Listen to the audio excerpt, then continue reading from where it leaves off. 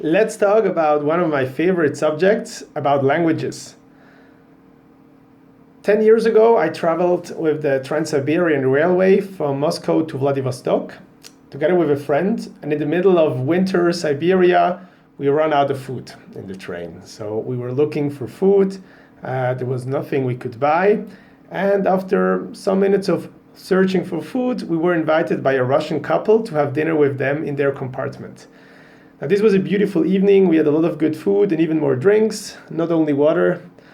But what bothered me so much is that I wasn't able to properly thank them. So I could just say spasiba, but that was it. I couldn't really speak more with them.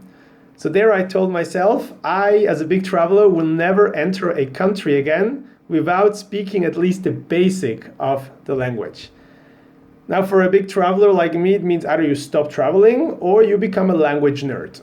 So I opted for the second thing. And whenever I prepare some travel plans, first thing I do is I learn the language. Everybody has here different methods. Mine is very simple. I listen to songs and learn the lyrics by heart, which is very cool because you learn the language very fast. You can even say some sentences. The only problem is you learn the wrong words first.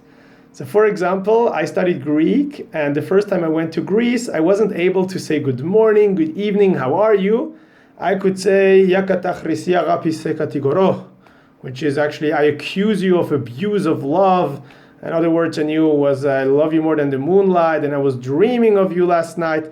So believe me, I had quite funny conversations. And even today, when I speak languages, people say I have an accent. So when I speak Spanish, they think I'm Italian. When I speak Italian, they think I'm Spanish. So I never really make it right. But I believe language is probably the best thing, which you can call trial and error. The more you speak, the better you become. And the more you speak, the better you become, the more people will also appreciate it. So it's a very virtuous cycle. And I highly, highly recommend to learn some more languages.